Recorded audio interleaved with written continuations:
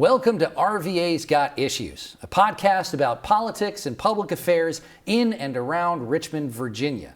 I'm your host, Rich Marr. On this special election episode, RVA's Got Issues with the Richmond mayoral election. 5 candidates are vying to be Richmond's next mayor.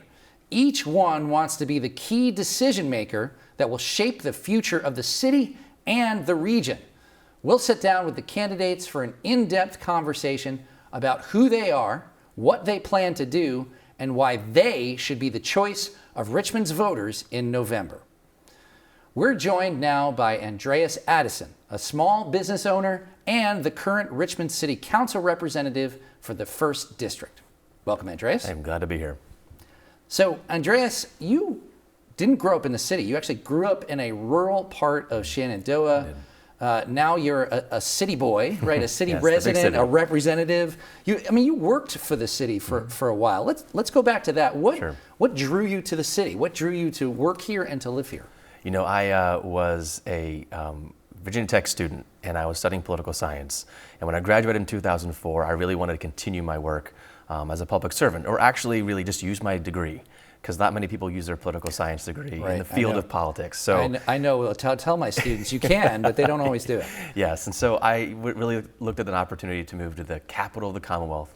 And so at the time, I was just worked in restaurants. I was a waiter and bartender, and so I thought I could do that pretty much anywhere. So I moved to Richmond, and in that move, really started applying for jobs and starting to find ways into government. And 3 years later, I landed a job as a management analyst 2 under Governor Wilder's administration, and was really thrust into, he came in to try to change things in City Hall, and I quickly found that was a really great energy around that. And so we worked on kind of trying to start the 311 call center and work on some other government projects. But then, Dwight Jones came in. I worked throughout his entire administration, and a lot of times it was about innovation and operations and poverty work. And what really stood out to me was a lot of times when we looked at poverty, I was able to look back at my childhood. And I grew up on free lunch. I grew up with SNAP, TANF, WIC. It was food stamps at the time for me, and got Social Security checks from my handicapped father. And so through that experience, when I looked at what was dealing in Richmond, I saw a difference. I had a lot of opportunities and access. I was, part of a community. I was not separated and isolated. So when I looked at Richmond and their poverty, I also learned about its racial past of creating public housing neighborhoods and isolation. And then realizing that this issue we're trying to solve today has been going on for a long time. And so you realize it's the built environment, it's investment from the public sector, it's all the things I learned about in college about what good political science leadership can do. And so that's really what started my career, and that's what I think catapulted me to want to run for city council, because I wanted to be part of the change. Yeah, and you've written about this, right? You used to run a blog. We could tell the kids later what blogs were. But you kind of articulated a philosophy there, right? Like, I think the term you used was like a Kurt Vonnegut term, like a karass. Is that the idea? What does that mean to you? Like, how does that work and fit into the experiences you had in work? So in the Catch Cradle by Kurt Vonnegut, there's a phrase used throughout the book called karass. And a karass is a group of individuals who are unknowingly connected, but they just haven't been found yet, right? So you haven't had the introduction. And so cultivating the karass is what my phrase has been. And I think in that capacity, it's really understanding that there are people all throughout our community that have a passion, that have an idea, that have a desire to want to make a difference. But sometimes they just don't know how, or they don't know who to talk to. And it's our job to go find each other. And that's the whole purpose of what the book was about. But more importantly, that's what it means to be innovative in government, innovative in the public sector. And so when I talk about cultivating the karass, it's going out to ride the bus. It's going to sit in a lobby waiting with other people for social services, just observe and listen and talk. It's a way to go find what is going on around your city and then take those ideas and take those individuals and engage with them to find out what's next. And that's really been a big part of what I think has been my last 16 years as a public servant. And so during this journey, right, with the karass, it wasn't a straight line, right? You've run into issues, and so on the blog that you wrote, right, you documented a time where you really thought about leaving, right? You were so frustrated with city government, with your experiences, that you had maybe another opportunity. What happened there, and why didn't you leave? So it was probably the biggest project I ever led, and it was one of my proudest moments was Code for America. It was a project focusing on improving access to health care for uninsured residents in Richmond. And this is 2015, so this is before Medicaid expansion. And so I was out in the community working on this project, very competitive application process, had the mayor's support, had leadership support. And then when it came time to actually getting the funding in line, I was left with an empty bag. And I really felt that, this is not a hard funding project. It's in line with exactly what you care about with addressing poverty concerns and access to services. And I just got fed up of being told no every time. I got fed up with bureaucracy, finding a reason to just put a wet towel on a really bright new idea. And so I put my name out there. And a friend of mine who was the chief innovation officer in Kansas City was leaving for another job in LA. And so that was an amazing opportunity. So I applied for it. And I literally applied for it literally out of frustration. And lo and behold, over the next 4 weeks, I went from like the phone interview 1, the phone interview 2, the screen interview, to then booking a flight to go for an in-person interview. And I quickly realized this could be my next step in my career, but do I want it? And what I really came back and had to wrestle with was, do I want the title in a new city, or do I want to do the work here in Richmond? And that's really what I think was a big catalyst for why I ran for city council, was I've been involved with Richmond for longer than I could imagine, and I didn't want to give up on the city because I don't think me leaving would help it any further. And I think it'd be just another example of someone using Richmond as a stepping stone, or getting frustrated and leaving to go somewhere else to do the work that they really care about. And so I took the other route, and that's where I am today. So you, instead of sort of taking your bag to another place and trying to work on issues there, you thought, I'm going to do another path here, right? So instead of staying in city government, I'm going to try and take this other role on city council, right? So what was it about that role that was attractive to you? Because that's where policy and budget and programs come from. That's where change really originates. And if you look at the form of government and how things really happen, the effectiveness of the mayor is their collaboration and cooperation with city council. Because at the end of the day, that's where the vote happens. No matter what goes on in city hall, what priorities you want to focus on, if city council does not fully support, or you're able to get 5 votes of the 9, then you really can't move forward with it. So that's where I saw an opportunity to kind of put my flag in the ground and really start working on some good policies and really lead some initiatives and change. And as a former employee, I knew some of the barriers in the way of really, I think, strengthening our workforce. And so there are challenges with the benefits. There are challenges with, our retirement system did not attract or align with the regional employees. And so people would want to apply for a job that would be great in that role, but their retirement benefits from the state or other local office didn't transfer in, and they got a family and reasons, so they would deny the job. And I heard that time and time again. And so what did I do? I focused on addressing that exact concern, because I knew how important it was for me on the other side. I needed support. I need those innovative, creative professionals to want to lead the change. And so what I want to do is make Richmond attractive as a place to do that. And so what I did was I really came into office to remove these barriers and remove these challenges as an employee that were in the way, and more importantly, focusing on how we can invest in the future. So let's talk about that sort of future focus, because you talk a lot about civic innovation, right? Civic technology. You have sometimes this kind of like technical knowledge that you can bring from your experience. Things like the 311 helpline. You think about open data. You've talked about competition to streamline government. But I think some people might wonder, right? Is this too technical? Is this what the approach that we need? Can you solve issues of equity through technology or technical solutions? So what would you say to someone who would say that your approach isn't the right fit for an entire issue like the north-south divide in Richmond, right? Or the rich-poor divide in Richmond? So I think the biggest piece is to understand that, city government is probably the biggest creator of data and information that you can analyze and figure out what's really going on. But we never look at it that way. We always look at it as it's in some, mainframe system or in someone's computer. But we are the creator of data, and it can be from a building permit, or it can show a lack of building permits. It can be the age of streets that we haven't paved. It could be sidewalks. It could be schools. It could be demographic information. But combined, what we can see is a story. And over time, that story can share and lend the lens into what really needs to happen or what's missing. And a lot of times, that was one of the things I learned when I did the call center under Dwight Jones. It was called Impact. It's what mayors always like to change the name, under Impact, what I learned was 311 was led by the C-Click Fix. And C-Click Fix was an app that just worked on your mobile phone. It was only 8 request types. But one of my first reports I gave to city leadership was a map of all the requests over a 6-month period of time. And they looked at it and were very intent on like, okay, here's the issues with potholes, and here's the issues with bulk trash, and here's the issues with abandoned cars. And I said, you're missing one point. And they're like, what? And I go, where is the data not coming in? And where are the neighborhoods where people aren't using this? Do you think they don't have potholes? Or do you think they don't trust government is going to respond to fix this pothole? And what they then shifted was, no, yeah, show me a map that is where no one's using it. And what we found was there was a lot of public housing, lower income neighborhoods. And so the question then came into, is it too technical? Is it that because you need to have a mobile phone, that people don't know this exists? You have to have a laptop, you don't know this exists. And so what we found was that there are technical barriers, but it took technology and information to tell us that there is a technical issue. So when people critique that, hey, this solution of technology or open data and transparency might not be how you get to that solution, I would argue it's actually how you find what you don't know.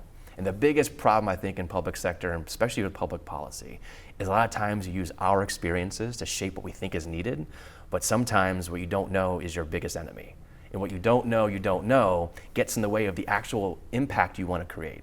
And so I believe that you need to have all the above, the technical skills, the ability to be a technocrat and get the job done. How do you, as mayor, resist the other kinds of pressures on mayors, on administrations, on cities to direct your resources elsewhere, say to a casino or to an arena, right? These sort of big projects that draw the attention of, not just the government, but the powerful people outside government who make stuff happen in the city. So how do you resist that and say, no, actually, let's direct ourselves to something else? I think the administration needs to focus on the community first. I think economic development has been a misnomer for the Richmond as a whole. I think when you look at what we can invest in for creating jobs and housing and vibrant, thriving neighborhoods is what economic development should be about. Because economic development is really about housing. It's really about creating density where we want to see new housing and new opportunities.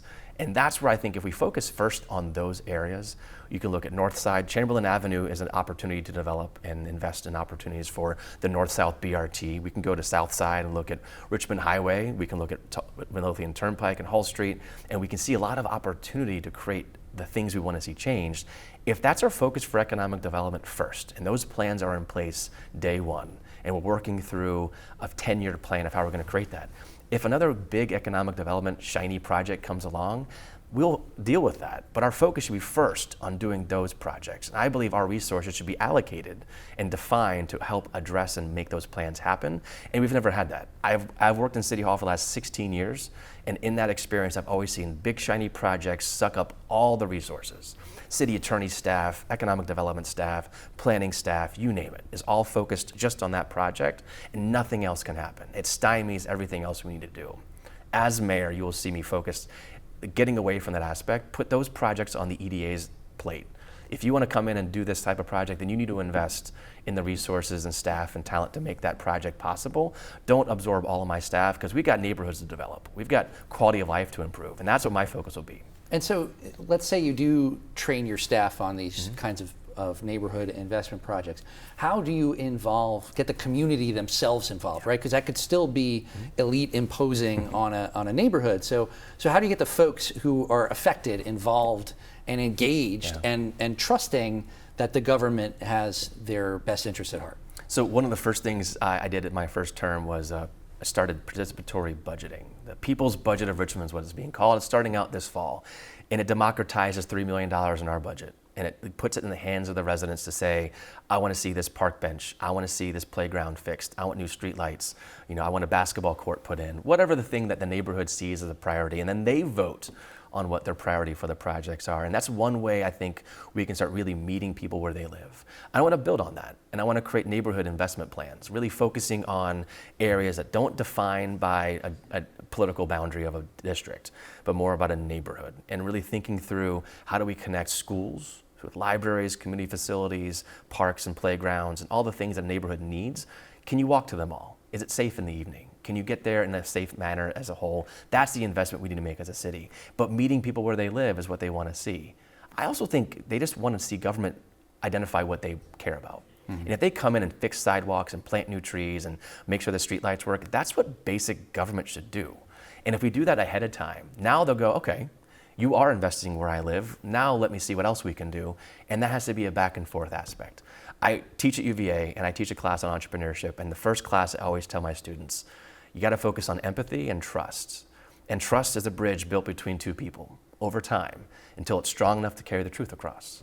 And what that takes is building each side back and forth. They have to see that you care and will invest where you put your money where you put your money for them, and back and forth until you can really get to the root cause of what they really care about. That takes time, and I don't think we've ever given them, the people of Richmond, enough time to have that conversation. So Andreas, we were talking about trust before. It is a key ingredient for any mayor, but especially in Richmond.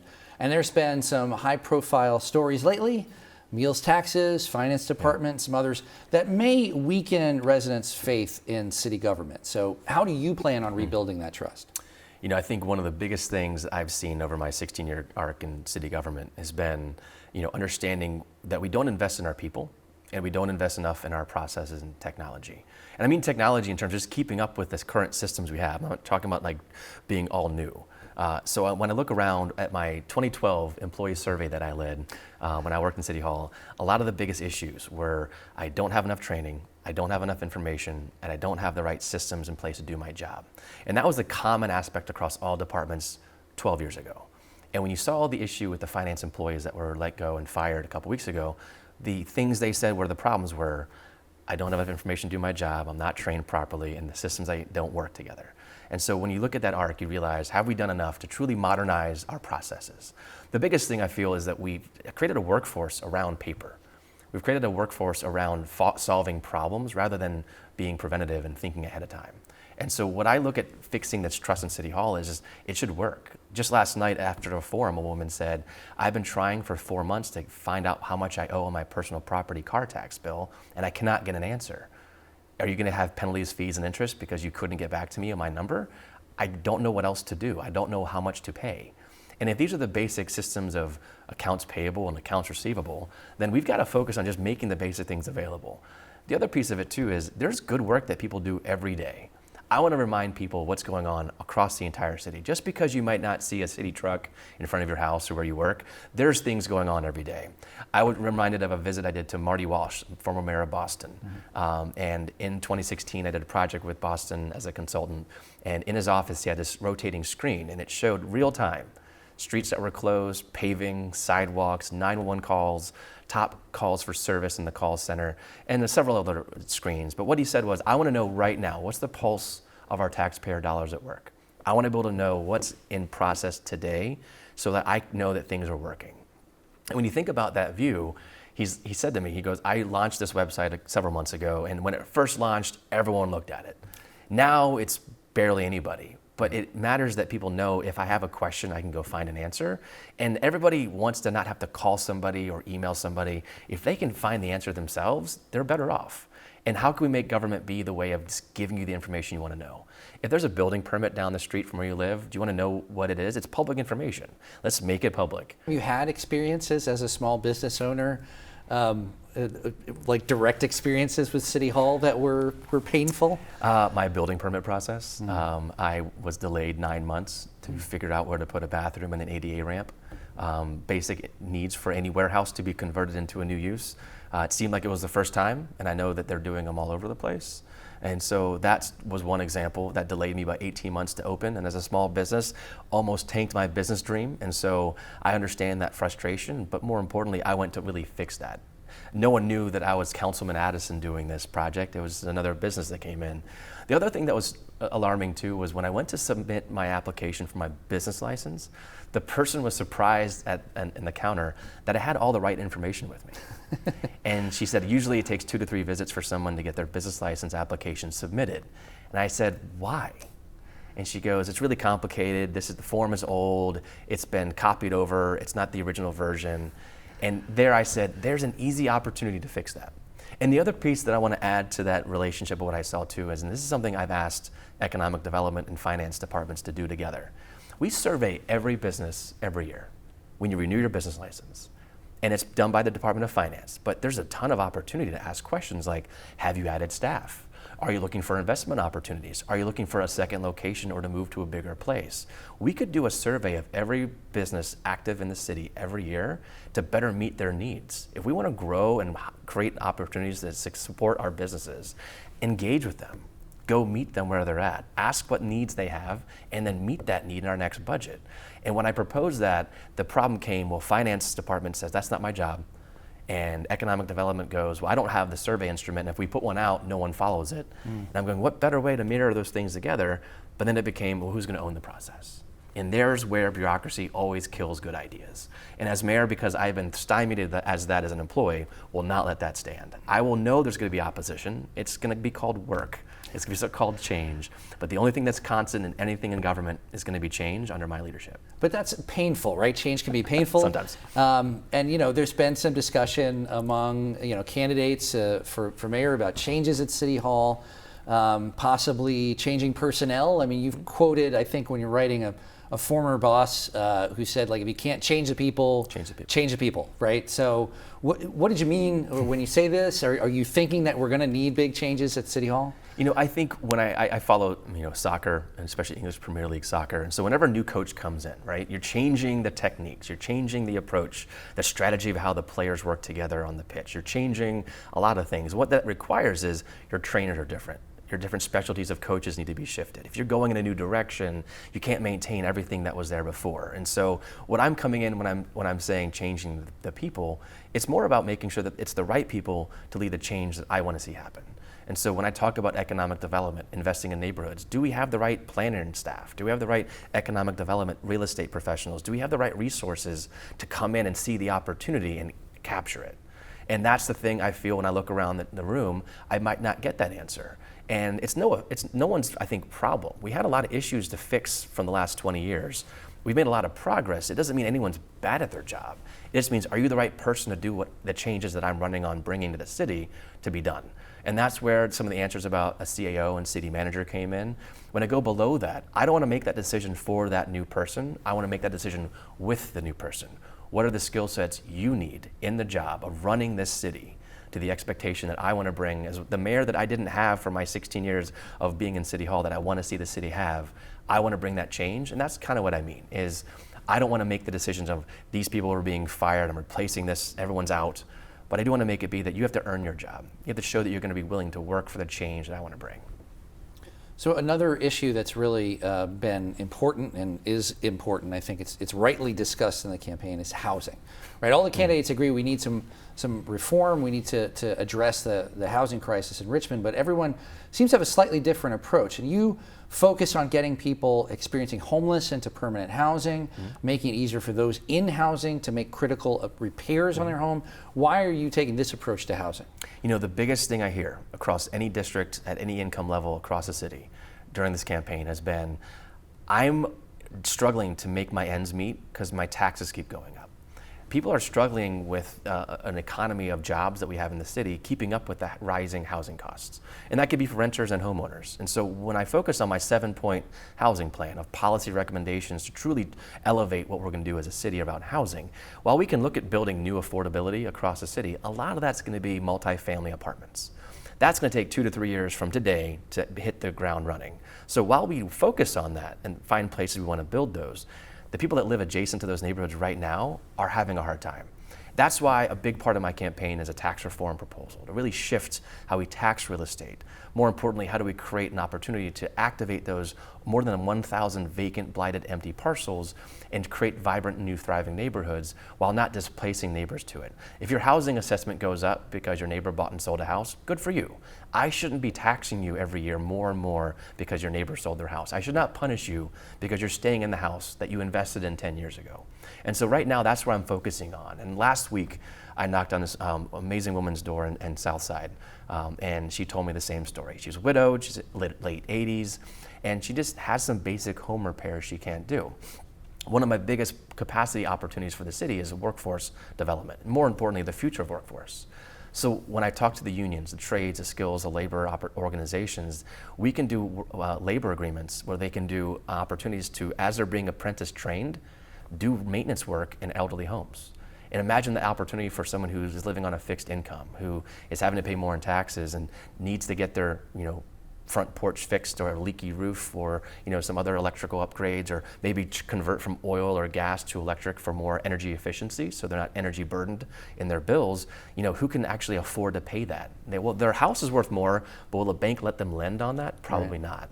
There's a way we can work together on addressing that issue, and I believe there are a lot of people that I want to age in place, but maybe aren't going to be able to afford to, given the situation of some of the aging infrastructure we have. So let's fix that.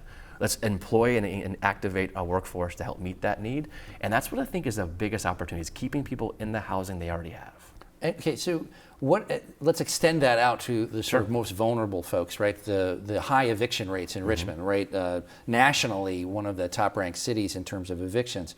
How do you reduce that, briefly, without having to, I don't know, just let people not pay rent or not leave their house? Right? I think this is an issue that's been really close to my heart. And when I saw the Eviction Lab, RVA Eviction Lab study that showed the really underbelly of what's really going on with evictions across the city, I engaged with them. And I engaged with the Central Virginia Legal Aid Society, went to the eviction court and sat in the courtroom during eviction docket day, and was really just struck by just how many people were in there waiting to be told whether they have to leave their house or not.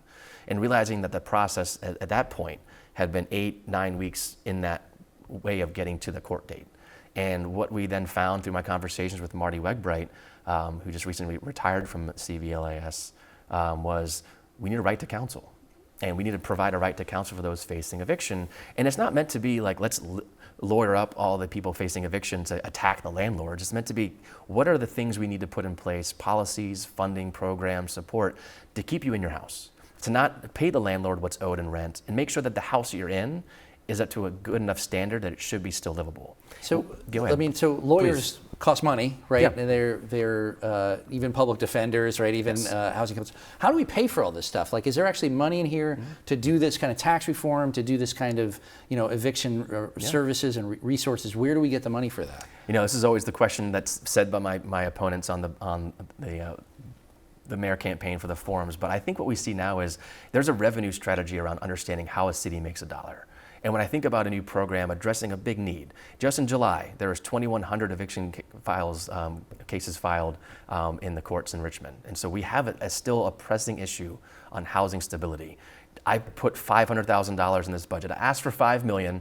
They erased a zero, so I got $500,000 to start the program. And it's my hope that by working in the capacity of getting this started, we'll see exactly how much resources are needed. Yes, lawyers cost money, but it also costs money if we start evicting people and realizing that where are they going to live? How are they going to be able to get to that next job? How are they going to be able to keep that job if they don't have a place to go to sleep at night and a place to have food and to take care of themselves? And so there's a bigger cost if we don't do anything about it. And I think we're starting to see that. When I look at our budget and I think about investment in programs and initiatives like this, there is federal money, there are state money, there are grants from foundations and organizations I do not think we're getting or actively pursuing. And so when I look at our city budget, I think we have to look at how we grow our budget. And so when I think about a real estate tax reform, the biggest thing I think we have is an opportunity. There is a parcel behind where my gym is located that was 10 years ago worth $100,000. We rezoned it, and it's now worth $4 million. So if you think about how we can do zoning as a tool to generate revenue, it supports the housing crisis needs we have. It supports workforce opportunities. It creates the need for developing a new neighborhood. If I can create an empty parcel that was worth $100,000, and by zoning it for the building that's now on it, create $4 million of value, I think we are going to be able to be fine with our revenues. And so what do you say to someone, some of this sounds like, like if you're getting 500,000 instead of 5 million, right? Sometimes you have to start small. What do you say to folks who might be frustrated by the pace of change, right? Or folks who might be left out by that change, still waiting for the change to come to them? That's my biggest concern about the lack of funding for the right to counsel for evictions is we know how big of a problem it is, and we know how important this intervention point can be because it keeps people housed, it keeps them in their capacity of living in their apartment and their landlord paid, and also creates an opportunity to understand what's really going on. Are you facing eviction because of a sickness, an illness, a loss of a job?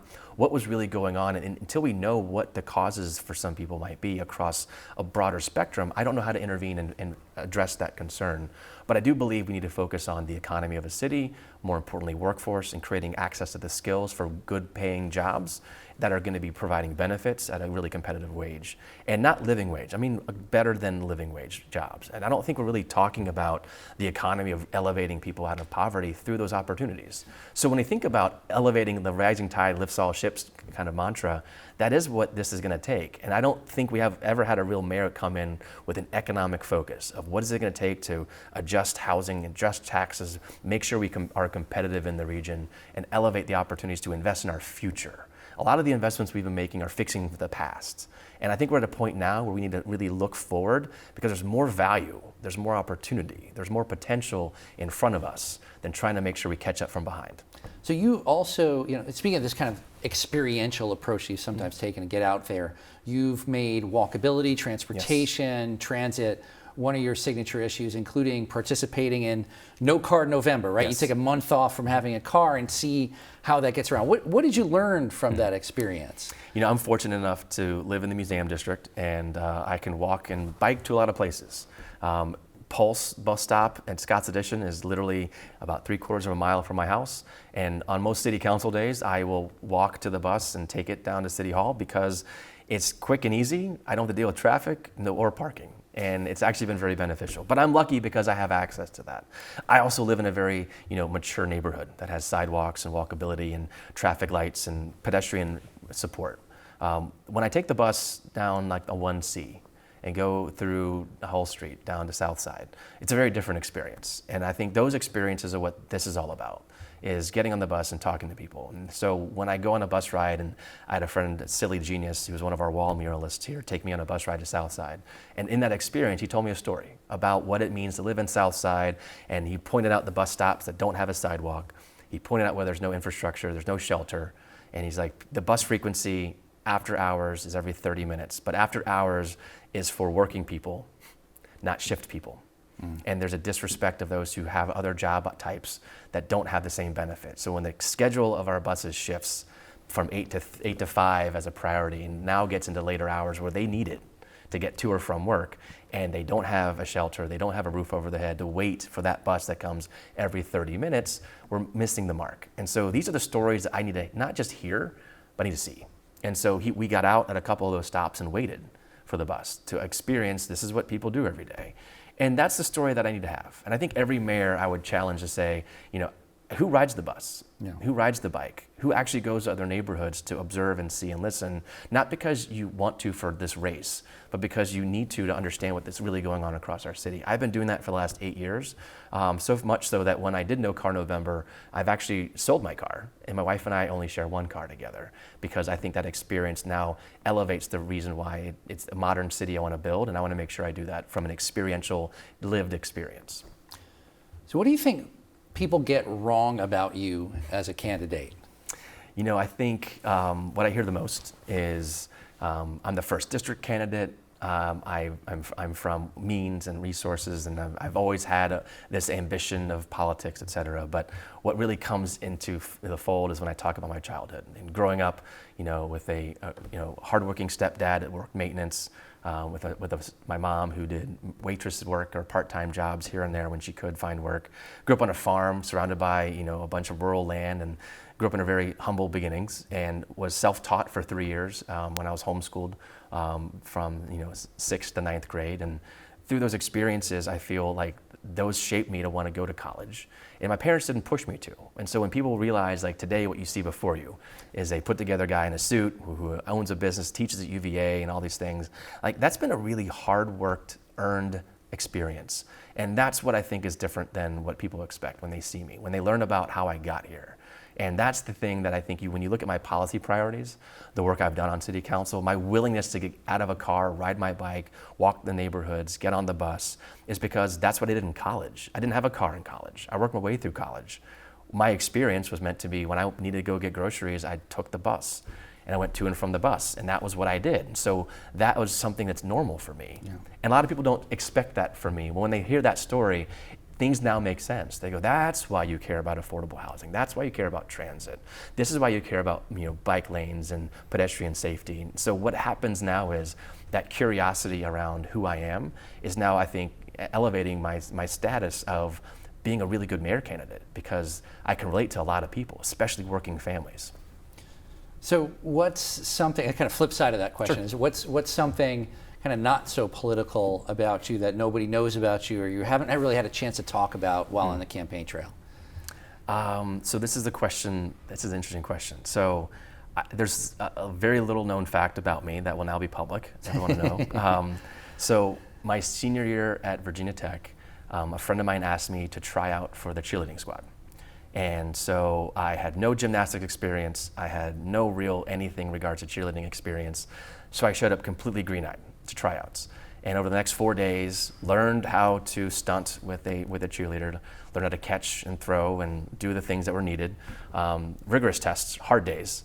And I made the team. There were 4 spots, and there were about 20 of us in the room. I take it you didn't drop anybody. I didn't drop anybody. Okay. Actually, that's what my coach said was the biggest thing that they liked, was that I anticipated a fall and was able to prepare myself for it, when most people just go, oh crap, there they are on the floor. So that was one thing that kind of stood out. So I walked on to a Division I cheerleading squad, and then was on JV, and then worked my way. I did some football games, and then over the course of the year went from men's basketball, women's basketball, volleyball, to cheering in Madison Square Garden, and then cheering in the national cheerleading competition as part of our actual competition as a team. So in that 1 year, I walked through from walk-on, no experience, to then getting a varsity letter in a Division I sport. So I actually have a Letterman jacket with one little thing on it. It's the horn that we would yell into that's on my jacket. I don't actually have the thing on it, but one of the things I feel that story shows about me is I'm willing to go into something that's unknown, maybe uncomfortable, or learn the experience and figure it out and try and fail and figure out again.